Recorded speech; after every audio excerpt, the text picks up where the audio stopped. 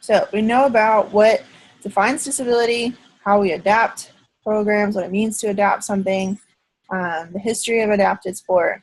So now we're going to talk about going forward with all of we've established basically goals for what we need to do as professionals in kinesiology to adapt programs for people with disabilities.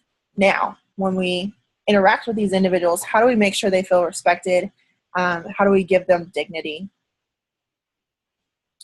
So the main things to consider are to be creative, to be courteous, and to use common sense. Basically, how would you treat any other person that came into your program?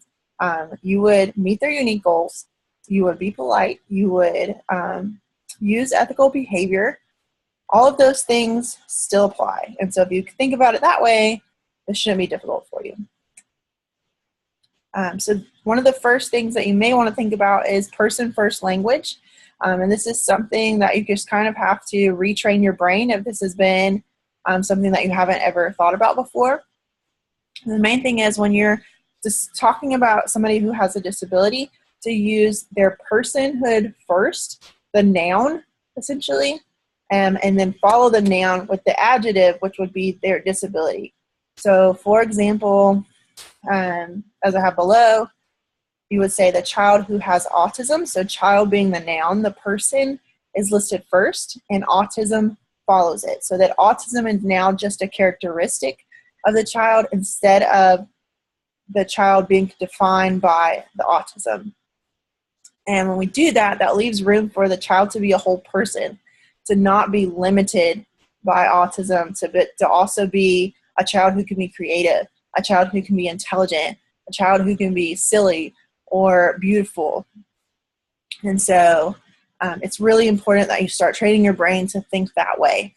So I'll expect this in your conversations with people with group living. I'll expect this in your writing and in our class discussions as well.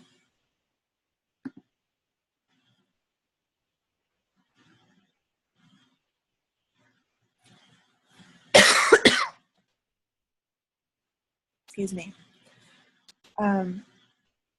So then going on to Rosa's law. So beyond using person-first language, we also want to completely get rid of the use of the R word, which is retard or retarded. We don't want to put that in our vocabulary anymore. And so just a brief history, this campaign has been run by the Special Olympics since 2010. At that time, Rosa's Law was signed in by President Obama, and this was initiated by Rosa Marcelina and her family. She really will watch a video so you can see kind of what her perspective was, but essentially her teacher was using the R word, which up till this time, mentally retarded was the clinical term for people with an intellectual disability. So it was still very common. It's still pretty common today. If you talk to a professional, they're likely to use mentally retarded instead of intellectual disability because the term is so new.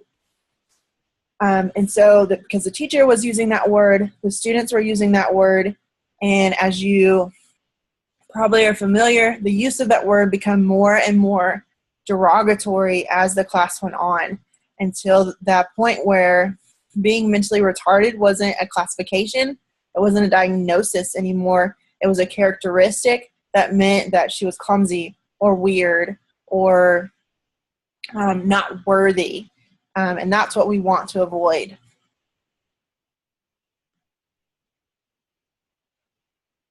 So in our class, in your life from this point forward, now you know I expect you to end the use of the R word in your own vocabulary and also to educate those people around you.